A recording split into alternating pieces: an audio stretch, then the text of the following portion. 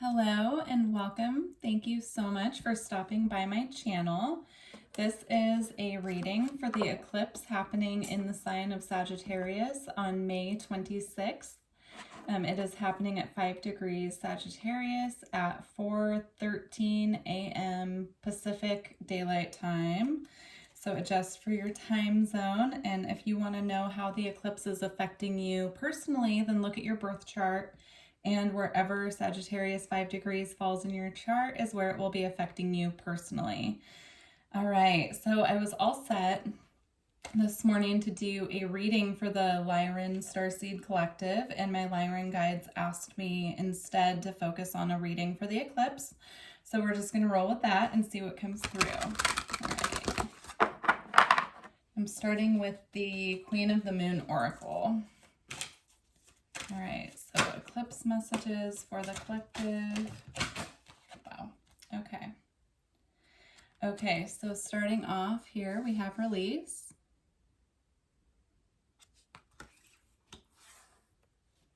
And I apologize about the glare. I actually tried to get rid of it, but it's coming from a window that doesn't have blinds on it. And we have gratitude, last quarter moon.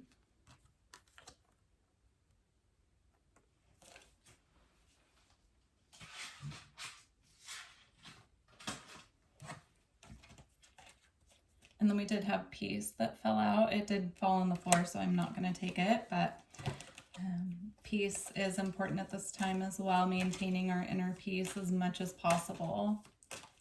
I just heard flowing with change as well. Okay, and then we have boundaries and discernment as well.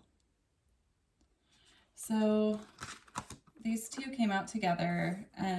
I do feel that right now, full moons are typically a time of release. It's typically when the moon is full, that signifies a completion of a cycle. The new moon represents new beginnings, starting something new, a new phase, and then the cycle closes out with the full moon. So with the lunar eclipse being, you know, kind of the closing of a cycle, we're being asked right now to release anything that we feel is holding us back. So it could be something simple, such as, you know, little habits that we do that aren't the best for us. It could be, you know, releasing something in our daily routine that seems minimal, that is, you know, becoming stagnant. So just releasing anything at this time that you feel is just keeping you a little bit stuck. And at the same time, as we release these things that we're letting go of, feeling gratitude for the experience of them as we're letting them go. So really tuning into the energy is what they're showing me, like the energy of gratitude, not necessarily like, I mean, gratitude lists are great, but they're showing me more of like sitting with the energy of just feeling gratitude and letting that expand. So there's also a message coming through right now about really caring for the older people in our lives. So really just showing deep gratitude, you know, for the people who are older, who, you know, have had a lot of time on this earth, just really showing gratitude for them at this time, being with them through these times. These times are very tumultuous for all of us, you know, but a lot of the older people, what they're showing me is that, you know, everything that they have known through their whole lives, all of us really, but the older people especially are having a really hard time with these shifts and watching things change.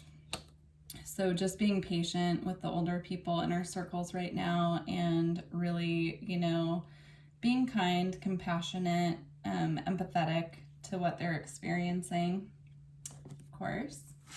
And then with boundaries and discernment, I do feel that we're being called at this time to really make sure that we're shielding our energy, making sure that you have, you know, good protection around you, that you're calling in your spiritual support team and asking them for assistance with really protecting yourself at this time. And then also being very discerning with who you're letting in your circle right now, being very protective of your own energy. You know, she's really cradling this, well, it actually looks like an eclipse, but I think it's a sun here, but she's really, you know, cradling this and holding it close to her and protecting it. And I really feel that that's a message right now, is just being very protective of our own energy and creating boundaries. And it doesn't mean we have to like release every person who isn't in exact alignment with our path right now. It just means to be more discerning of how we're using our energy, what we're giving our energy to, who we're giving our energy to, you know, and creating boundaries around people, places, or things that are draining us, consciously or unconsciously. All right, let me see. All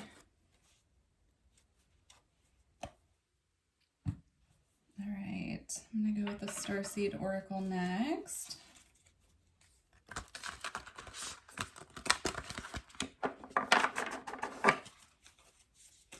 All right, messages about the eclipse, the collective. The courageous peony, multifaceted, unique nature, let yourself be seen. I just heard be who you are. Be who you are.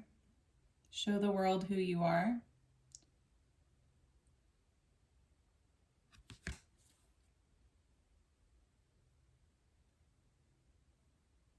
Unique nature, really bringing out your unique side right now, tapping into your authenticity. Okay, let's see what else comes out.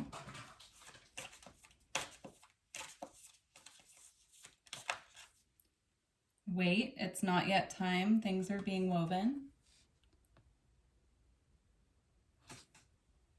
I really feel that this message is about seeing from a higher perspective. As you can see how she's looking down and she's not making any moves. She's just waiting for the perfect opportunity, the perfect time. So we're being asked right now to wait. I really feel that this eclipse cycle, this is what I'm picking up intuitively, and what I have been picking up intuitively, is that this eclipse cycle, the first eclipse, which is the one that we're doing the reading for, that happens on Wednesday, the 26th of May, is about closing out cycles. So closing out anything not serving us, that we don't want to bring forward with us.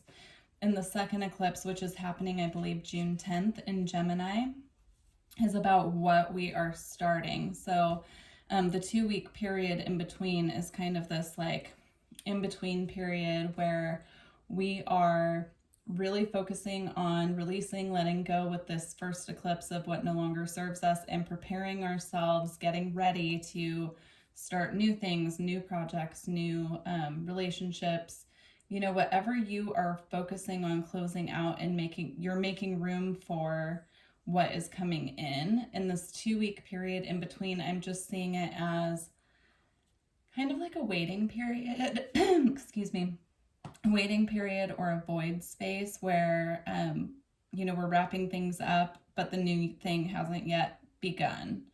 And eclipse cycles do last for 3 to 6 months. So the energy is with us for a while. So this could even extend beyond the 2-week period in between, but I'm just seeing the 2 weeks being a really important time to step back, rest, relax, recover,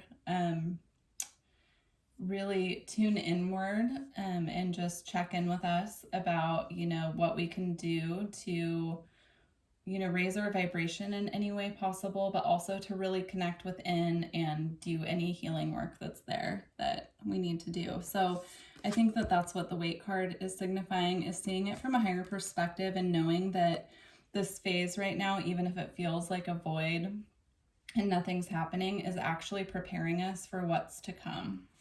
Okay, get one more.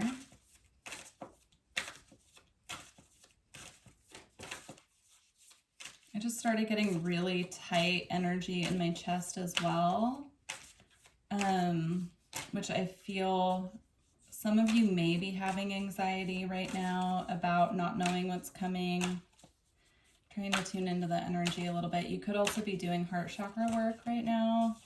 And sometimes when we go through a period of expansion with our heart chakra, it can feel really tight in our chest and we can get some interesting chest symptoms. Sometimes when my heart chakra is going through a period of expansion, I get like the really tight chest, and I also get pinching in my back. So it's just something to be aware of. Okay, and then we have baby steps. So action, follow your intuition before it makes sense. And I'm being drawn to the portal back here that she's walking into, and then beyond it, all of this light energy back here that she can't see, but she's about to walk into this portal, into the unknown, and she can't see what's coming, but she's still, you know, taking her baby steps to get there and walk through. So I do feel that's confirmation of the lull and the waiting period and just having faith. All right, I got a black moon, a couple black moon astrology cards.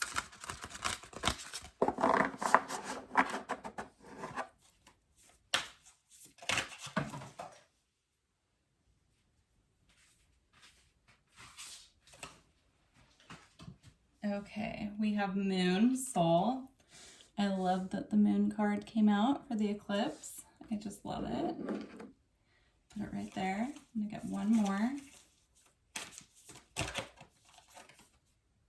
And then we have Mars, Force. So Mars is in Cancer right now, which is, Cancer is ruled by the Moon. So when Mars is in Cancer, he's a bit subdued. Because that energy is very much, you know, nurturing, loving. Let's see. Cancer energy can also, on the flip side, be crabby, impatient, moody. You know, and Mars just kind of doesn't enjoy being in Cancer. So because Mars is very fiery, wants to get up and go, doesn't really want to feel his way through things. He wants to just kind of bolt and go. And in Cancer energy, it's harder for Mars to do that. So I do feel with the Moon coming out with Mars, this is about really tuning in to our soul's needs at this time and not trying to force anything, and just knowing that, you know, some frustrating energy could be coming up at this time with Mars and Cancer, and, you know, all of this eclipse energy with the Moon. So just be patient and mindful of that. If you do try to force things before they're ready, you could be setting yourself up for, you know, a lot of frustration and things not working out quite how you envision them, and, you know, your expectations kind of like try to drop your expectations, I guess is what they're saying. So trying to just not set rigid expectations at this time for plans or things that you're trying to push through, because trying to force anything at this time is not going to work very well, especially with Pluto, Saturn, and Mercury going retrograde. So Pluto and Saturn are both already retrograde, and then Mercury goes retrograde on the 29th, right after the eclipse. So yeah, just be mindful of trying to really force anything at this time. All right. So we have manifestation.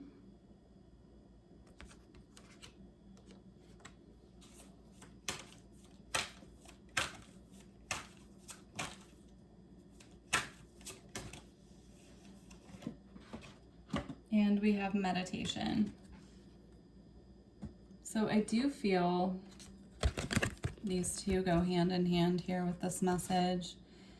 The message I'm getting is right now the best way to be manifesting is through meditation. So sitting, meditating, visualizing what you want, really feeling what you want, but not setting any expectations about how, when, where, or why that it's going to come in at this time, just leaving it really fluid. Using like a daydreaming type of energy to manifest at this time is the best way to assist in bringing in what you want. All right. So when I was doing yoga this morning, they drew my attention to 2 decks while I was in a pose that I haven't used in a really long time, and I found it very interesting that they picked out these 2 decks to use. So one of them is the Earth Wisdom Oracle, and then the other one is actually the Goddess Tarot, which is the first tarot deck that I ever bought myself. So I've had this deck actually from the time that I was 17. So I thought it was interesting. I haven't used this deck in a while. I used to use it every single day, so it should be interesting. But let's get a couple messages. All right, eclipse messages for the collective.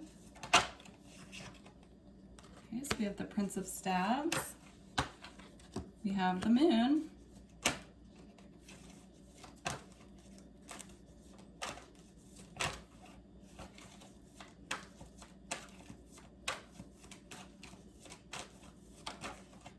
Okay, we have the Eight of Pentacles.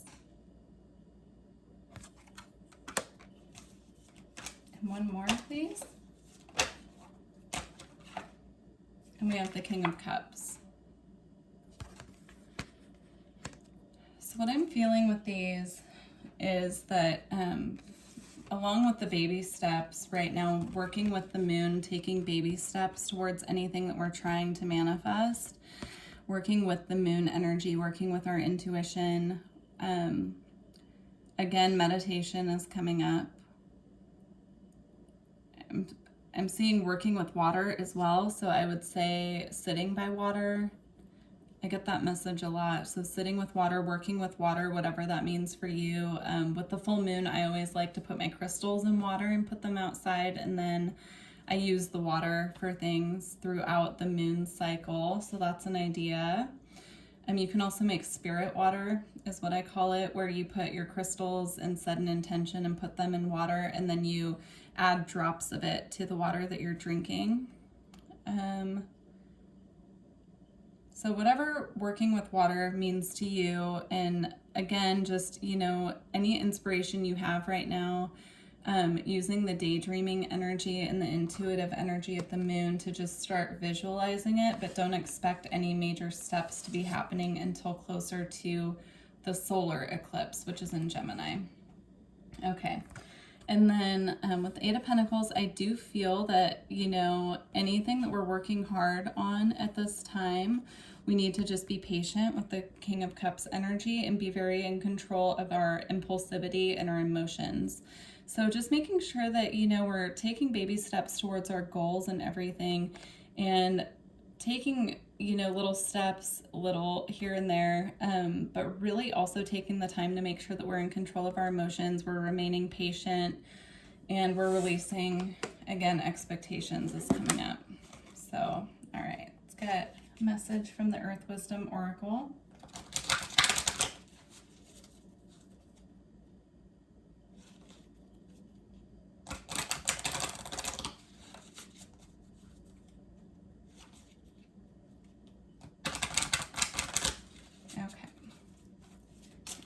Messages for the collective.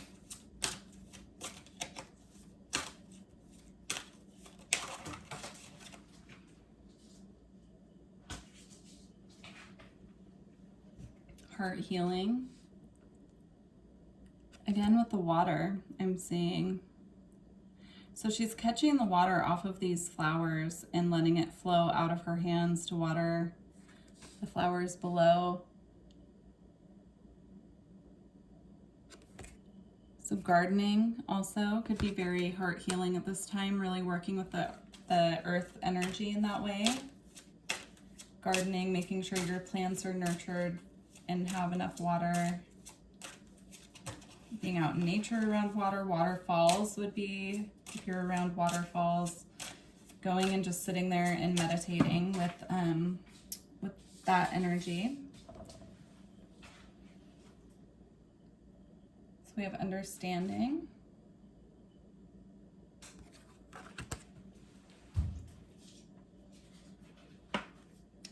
Okay, and truth.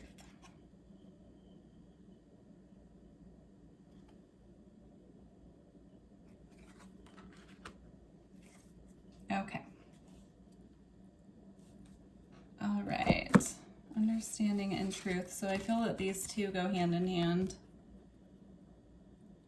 It's about really tuning in to our own authentic truth, having more compassion again, like the message about our elders, and just really tuning in, being compassionate, understanding, accepting their wisdom too, I'm hearing. So like really listening to the elders right now and any wisdom that they have to share. And then being drawn to the beautiful flowers on this harp and the beads of water again. Sound healing could be very important. So maybe doing sound healing, finding a water themed one. Like I know, you know, there are so many different sound healings out there, but trying to find one that's themed with like the sound of rain or the sound of waterfalls, the ocean, something like that. All right, I'm going to close out with a message from the Lemurian Starchild Oracle. If you are interested in a personal reading or energy work, all of my information is below, so please just send me an email, and I would be very happy to work with you on whatever you need. And thank you so much to all of my subscribers and for liking this video. If it resonates, please let me know below if it does resonate with you.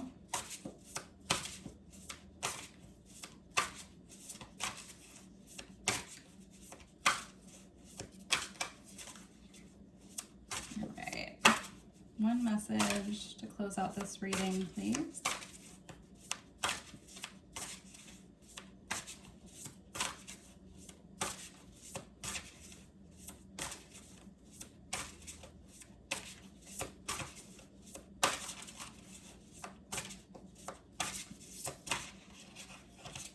Okay, the Well of Dreams.